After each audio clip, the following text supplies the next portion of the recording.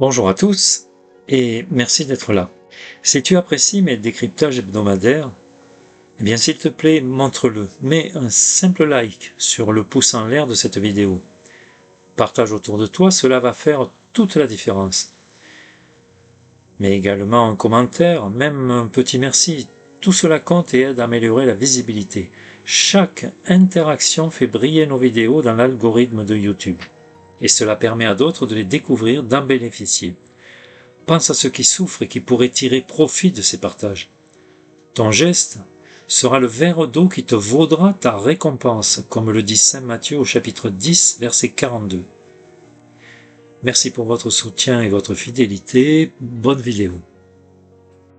Nous nous retrouvons pour le décryptage des textes de la messe du dimanche 27 avril 2025. Deuxième dimanche de Pâques. Première lecture, Actes des Apôtres, chapitre 5, versets 12 à 16. Psaume 117. Oui, que le dise Israël éternel et son amour. Deuxième lecture, Apocalypse, chapitre 1, versets 9 à 11, 12 à 13, 17 à 19. Évangile selon saint Jean, chapitre 20, versets 19 à 31. Première lecture, Actes des Apôtres, chapitre 5, verset 12. Beaucoup de miracles et de choses prodigieuses survenaient dans le peuple par les mains des apôtres. Ils se trouvent tous au portique de Salomon. Verset 15. On allait jusqu'à amener les malades à la rue pour les déposer sur les lits ou des civières, là où Pierre passait, pour que son ombre, au moins, fasse effet sur eux. Ce passage des Écritures décrit l'impact et l'influence grandissante des apôtres dans la communauté des croyants.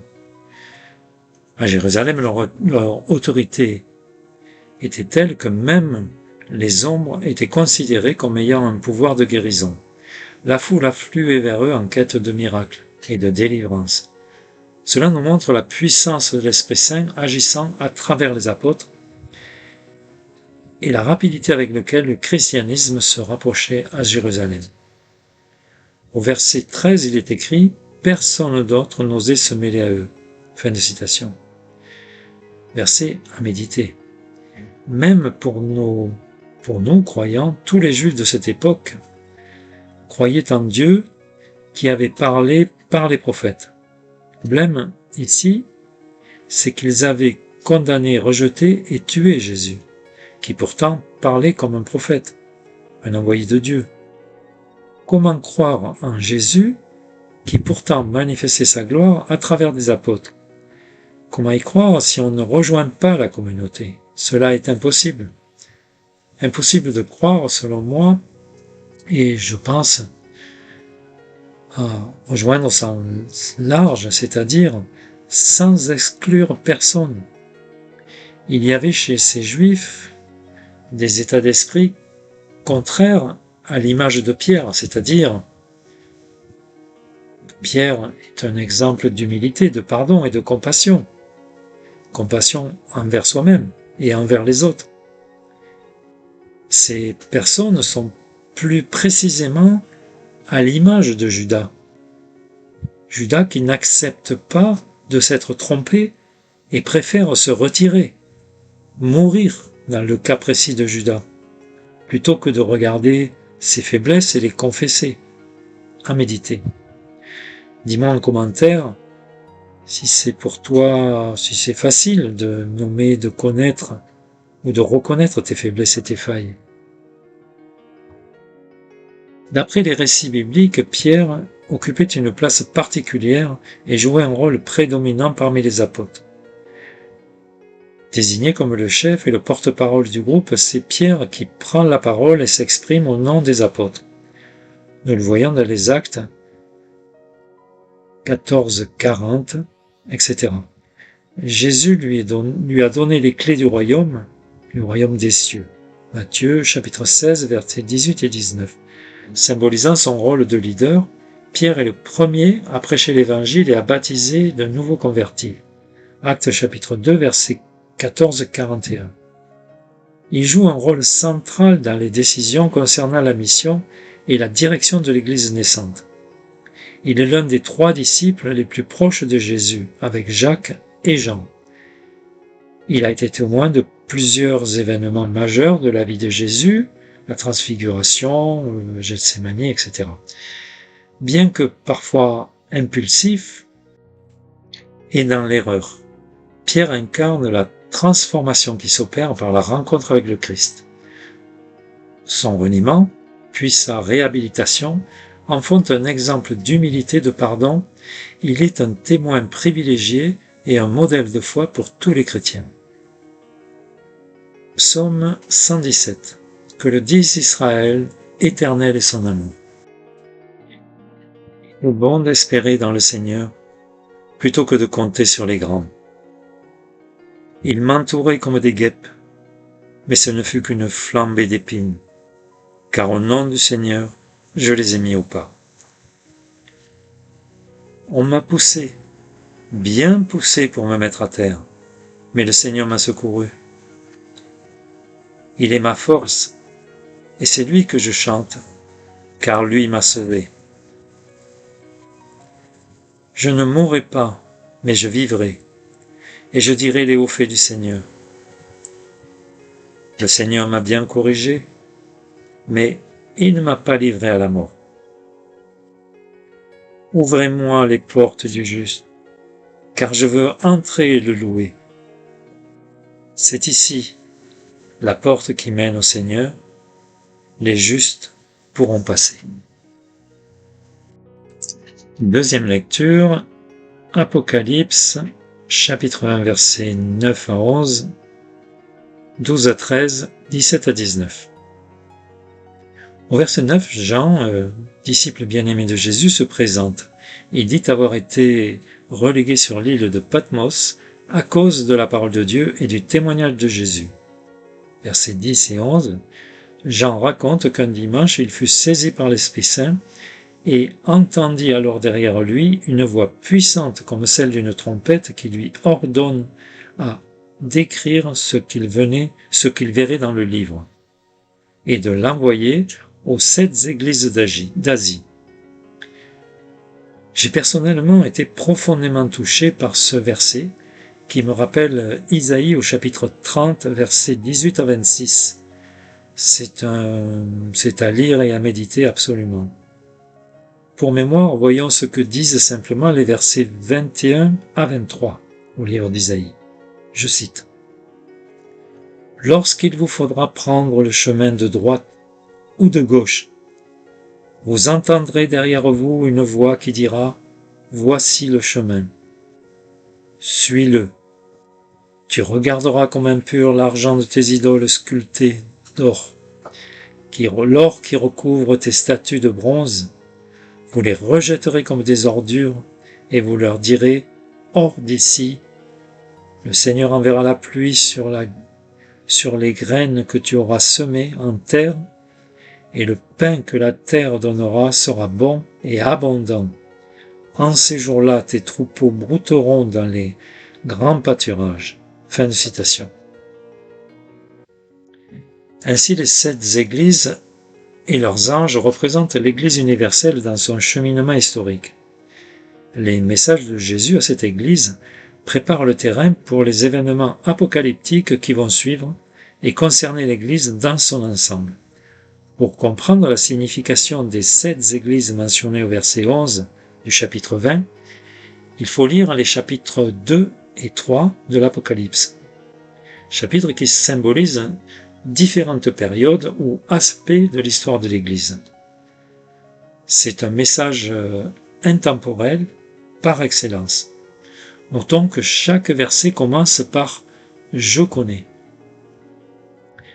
Apocalypse chapitre 2 versets 1 à 7. « Je connais tes œuvres, Éphèse. » Cela représente l'Église primitive, pleine de zèle, mais qui a perdu son premier amour. Apocalypse, chapitre 2, versets 8 à 11. « Je connais tes œuvres, Smyrne. » Cela symbolise l'Église persécutée et souffrante des premiers siècles. Apocalypse, chapitre 2, versets 12 à 17. Je sais où tu habites, Pergame. Cela illustre l'Église compromise avec le monde et les fausses doctrines. Apocalypse, chapitre 2, versets 18 à 29. Je connais tes œuvres, Thyatire. Cela montre l'Église infiltrée par l'hérésie et l'immortalité. Apocalypse, chapitre 3, versets 1 à 6. Je connais tes œuvres, Sardes. Représente l'Église tiède et endormie ayant perdu sa vitalité spirituelle. Apocalypse, chapitre 3, versets 7 à 13. Je connais tes œuvres, Philadelphie. Cela symbolise l'Église fidèle et persévérante, gardant la parole de Dieu et la mettant en pratique. Je ne résiste pas à lire le verset 10 et 11 de ce chapitre 3. Oui, tu as gardé mes paroles, qui éprouvent la constance, et je te garderai à mon tour de ce temps d'épreuve qui va surprendre toute la terre pour éprouver tous les habitants de la terre. Tout de suite j'arrive, garde bien ce que déjà tu as, que personne ne t'en enlève le prix. Fin de citation. Je continue. Apocalypse chapitre 3 versets 14 à 22. Laodicée. Je connais tes œuvres illustrées. L'Église tiède et autosuffisante, ni chaude, ni froide. Ainsi, ces églises reflètent les défis et les épreuves que traverseront l'Église, les communautés chrétiennes au cours de son histoire, depuis l'enthousiasme initial jusqu'à la tiédeur et la compromission. Ces versets nous offrent un avertissement et un encouragement pour que l'Église, c'est-à-dire chacun de ceux qui se disent chrétiens, demeure fidèle à la mission, fidèle à ses engagements, malgré les attaques et les combats contre nous-mêmes le plus souvent, ou contre le démon.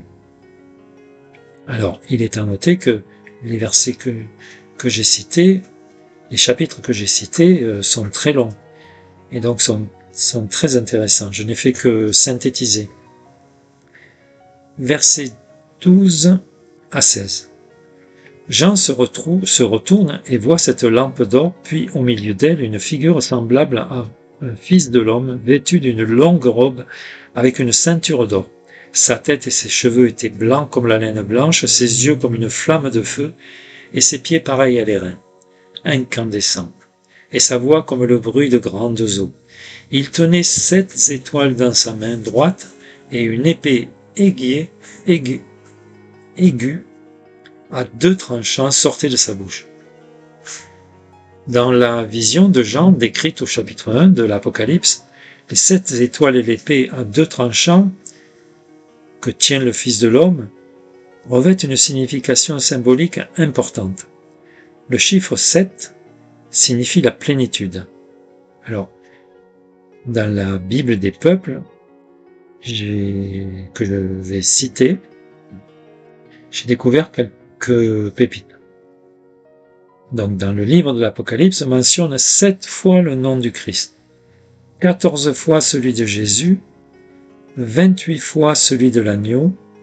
Il y a 7 prophéties de la victoire du Christ avec son peuple et 7 béatitudes comme celle de l'Évangile. Donc, les 7 étoiles au message commencent tous par « je connais ». Une façon de nous dire que le Christ connaît tout de chacune de ses créatures. On ne peut rien lui cacher. Dans le verset 20, Jésus lui-même interprète les 7 étoiles comme étant les anges des 7 églises. Une manière, selon moi, de nous dire que toute action se décide dans le ciel et que l'Esprit Saint agit sur les responsables ou les messagers des 7 églises d'Asie, autrement dit, de l'Église universelle. Le fait également que Jésus les tienne dans sa main droite suggère qu'il exerce lui-même un contrôle et une autorité sur toutes les églises et leurs dirigeants. L'épée à deux tranchants, cette épée sortant de la bouche de Jésus, symbolise la puissance et l'autorité de sa parole. Elle évoque le jugement et la capacité de Jésus à discerner les pensées et les intentions des cœurs. Hébreux chapitre 4, verset 12. L'épée représente également la capacité de Jésus à se faire obéir et à exécuter ses décisions, qu'elles soient de salut ou de condamnation. Elle montre que rien n'échappe à son regard et que son jugement est infaillible. Elle signifie qu'il a autorité de condamner ou d'absoudre, de punir ou de sauver. Le jugement qu'elle symbolise peut s'appliquer aux églises, chapitres 2 et 3, comme au monde entier. Cette image inspire l'adoration, mais aussi l'avertissement de se tenir prêt face à sa venue. Verset 17. Saisi de frayeur, Jean tombe à ses pieds comme mort. Mais Jésus le touche et lui dit « Ne crains pas, je suis le premier et le dernier ». Versets 18 et 19. Jésus révèle à Jean qu'il est vivant pour les siècles des siècles, qu'il a les clés de la mort et du séjour des morts. Il ordonne à Jean d'écrire ce qu'il a vu, ce qui est et ce qui doit arriver. Ensuite, Jean décrit la rencontre saisissante avec lui et le Christ glorifié, qui se révèle à lui dans toute sa majesté et sa puissance divine. Évangile selon saint Jean, chapitre 20, versets 19 à 31. Le soir de la résurrection, les disciples sont réunis, les portes étant fermées par peur des Juifs. Jésus vient se tenir au milieu d'eux et leur dit « La paix soit avec vous ». Et il leur montre ses mains et son côté. Malgré les portes fermées, Jésus pénètre miraculeusement auprès de ses disciples. Sa salutation « La paix soit avec vous » est une parole de paix et de réconfort après les événements traumatisants de la crucifixion. La vue de ses plaies, de son côté transpercé, confirme son identité de crucifié et ressuscité. Les portes sont fermées de peur des représailles de la part des autorités. Les apôtres sont sonnés, ils ne comprennent plus rien à ce qui leur arrive. Celui qui devait les libérer de l'oppresseur romain, selon eux, s'est laissé emprisonner et non seulement ça, il a accepté d'être tué. Alors qu'il a ressuscité Lazare, fait de nombreux miracles, des miracles incroyables, durant 3 années et en leur présence. Cette histoire nous renvoie à nos propres doutes. Je relèverai les portes fermées. On peut aussi voir nos esprits fermés, comme les disciples, par peur, ou plus précisément embrouillés par des situations temporelles qui inquiètent, qui perturbent, la peur de manquer, la peur de perdre quelqu'un ou quelque chose. Alors ici, Jésus pénètre miraculeusement. On pourrait voir cela comme une violation de domicile, une violation de l'esprit. C'est mal connaître Dieu. Sa parole nous dit qu'il est doux et humble de cœur. En aucun cas, il ne peut attirer à lui celui ou celle qui ne le souhaite pas ardemment. Il ne répondra que si l'on frappe à la porte. Et encore, il faut frapper et appeler de tout son cœur et de façon déterminée. Lui, il prendra le temps qu'il faudra. Parfois, dans certains cas, ce peut être le jour même de sa mort, où le cœur de la personne, ce cœur de pierre, cesse de battre. N'oublions pas qu'il connaît parfaitement nos cœurs. Il sait où tu habites. Prenons un premier exemple. Dieu déclare qu'il endurcira le cœur de Pharaon pour qu'il refuse de laisser partir les Israélites. Mais, en fait, cela permet d'accomplir les plaies d'Égypte et la véritable délivrance d'Israël, car Pharaon n'aurait jamais accepté une telle perte de main-d'œuvre gratuite. Au livre des Actes, au chapitre 3, versets 8 à 11, Paul, rempli de l'Esprit Saint, frappe d'aveuglement le magicien Élymaès pour l'empêcher de détourner le consul de la foi. Au contraire, nous avons Saint Paul, à qui Dieu se manifeste, car il sait que Paul est sincère, mais il n'a pas du tout compris le message.